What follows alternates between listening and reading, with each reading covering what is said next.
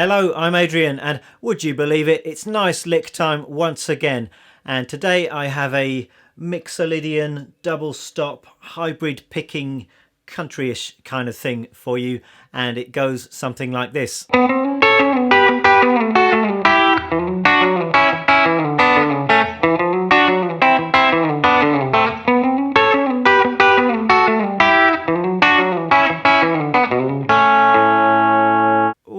Yes, that's an exceedingly nice lick. So I'm going to take you through exactly what I just played. I also want to talk a little bit about the theory behind this lick.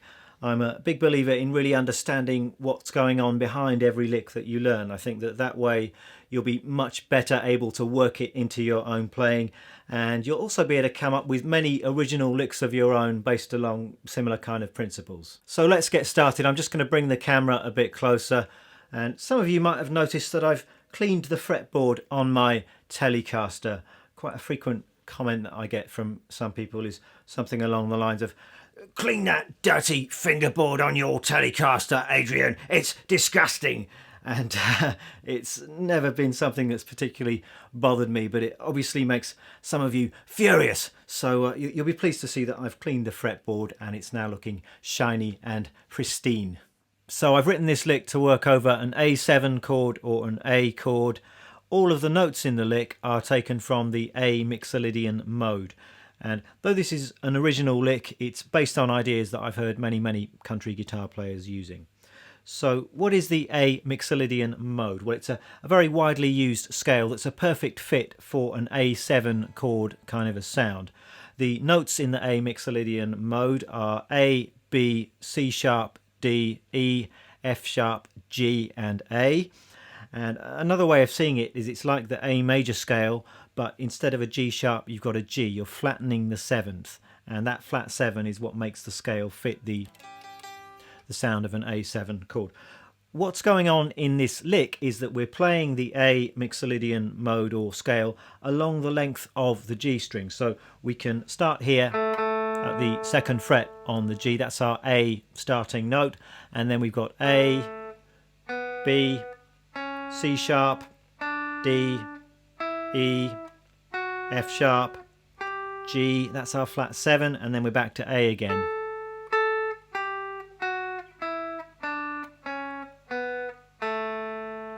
So that's our starting point for this lick, and what we're doing is we're playing a series of double stops. We're also playing a note along the length of the B string, and in effect what we're doing is we're harmonizing the notes we're playing on the G string with the notes that we're playing on the B string, and we're doing that by playing a note that is 3 notes above the note on the G. So we're playing a series of what's known as thirds intervals. So let me try and demonstrate that. If we start with our A note here, the note we're playing on the B string is at the same fret. That's a C sharp.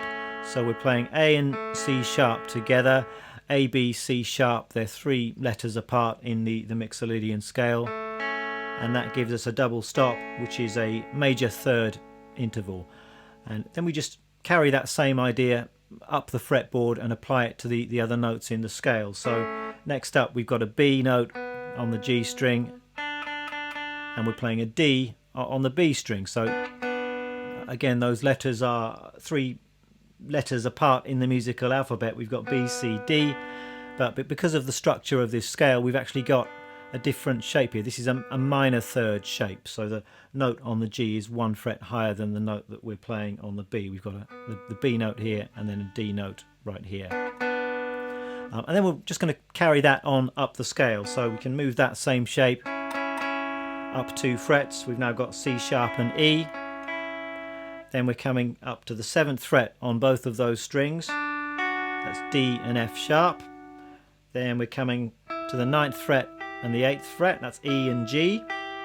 That same shape 2 frets higher gives us F sharp and A. Then the 12th fret on both those strings, G and B. And then we're back to A and C sharp again. So that gives us a little scale of thirds, I suppose. So first thing you might like to do is just practice that going up and down and get used to this scale. And you'll notice that it's all just made up of those 2 shapes. It's either going to be the 2 notes on the same fret or the 2 notes 1 fret apart. So if I just play that scale up and down, it sounds like this.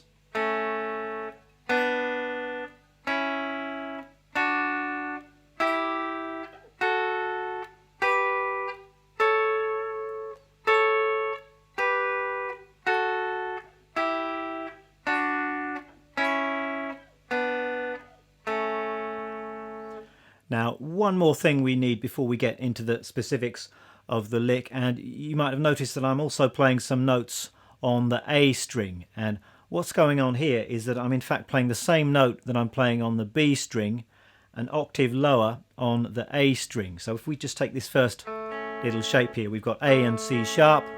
We're going to double that C sharp an octave lower on the A string, and you can find that octave lower. It's 2 frets higher but down on the 5th string. So that's a C sharp and that's a C sharp. So now we have this nice little 3-note shape. We've got C sharp on the A string and then our A and C sharp on the B string. And we're just doing the same thing with all of those other shapes. So the next shape was this. That's B and D, and we can play our D down an octave right there, and then we just continue that on up the scale. So we've then got this,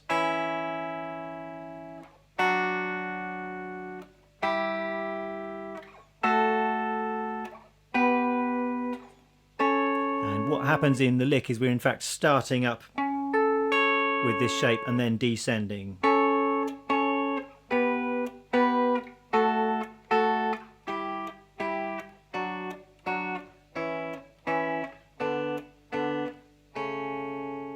Let me just remind you of the lick itself. It goes like this.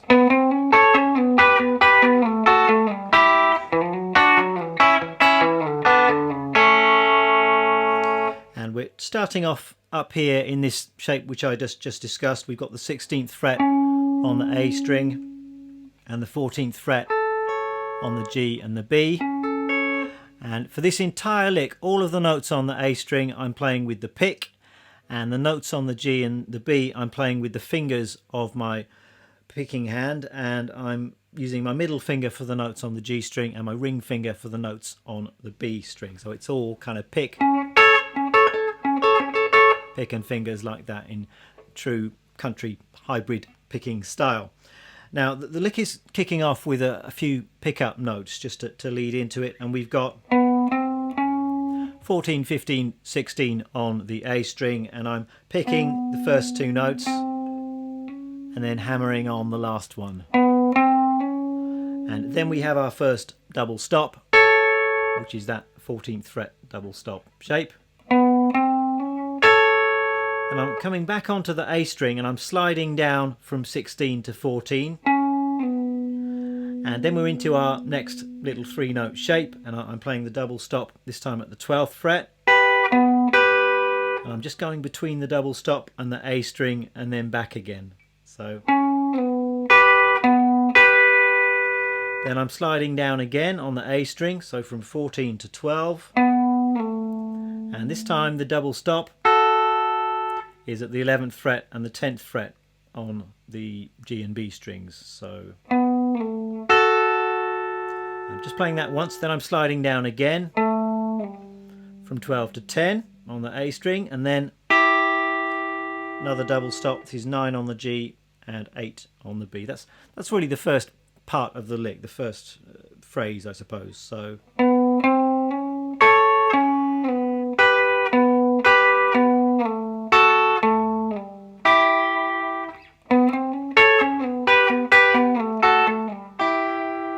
you can experiment with the way you articulate this lick. There are a few ways of doing it. I think it sounds quite nice if you give those hybrid picked notes a little bit of a snap, so you can pull the strings up slightly. And if you want to, you can tighten up the bass notes of this lick by just using a little bit of palm muting as well. And also quite nice just to keep some of those double stops a little bit staccato, just by bouncing the fingers of your fretting hand and releasing pressure from time to time.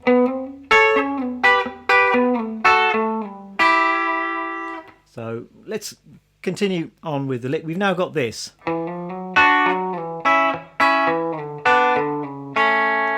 So we've got 7, 8, 9 on the A string, and I'm just picking the first note and hammering the 2 other notes. Then we've got double stop, this is 7 on the G and B, sliding down from 9 to 7. Then we've got 6 on the G, 5 on the B, the double stop, just bouncing back to the A string and then back to the double stop. Then we're sliding down one more time, 7 to 5, double stop, this is 4th fret and 3rd fret, sliding down again from 5 to 4, and a final double stop is that A and C sharp note. So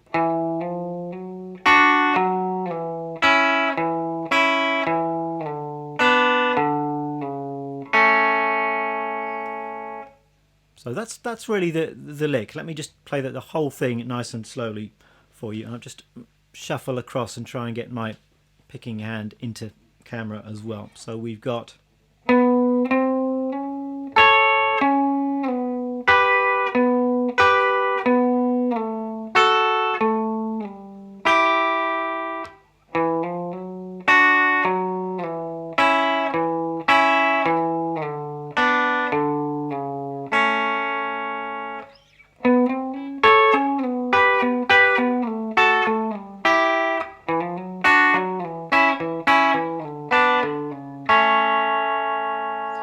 And as I said, that all works over an A7 chord, and you might like to think of it as starting coming out of an A chord shape to give you some kind of point of reference here. So it's starting up here in this kind of, if you know your caged system, this is a G form of the A chord, or you might just play a little portion of that, but that's really my starting point and my reference.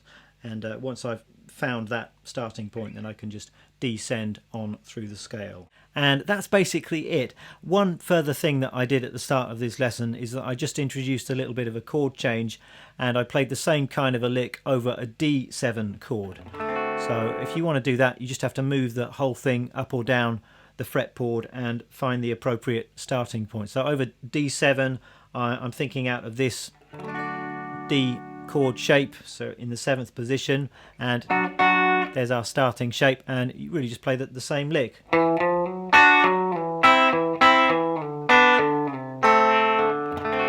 that will work over a D7 chord. If you're playing over D, then you run out of room on the fretboard to play the entire lick, so I'm actually just playing the first half of the lick here.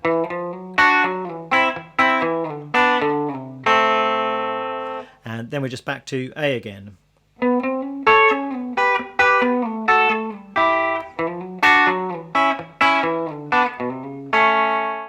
So that's the lick. I hope you have some fun playing around with it. Tab is going to be up on my Patreon page if you fancy checking that out. Thank you for watching. I shall see you next time. Bye bye.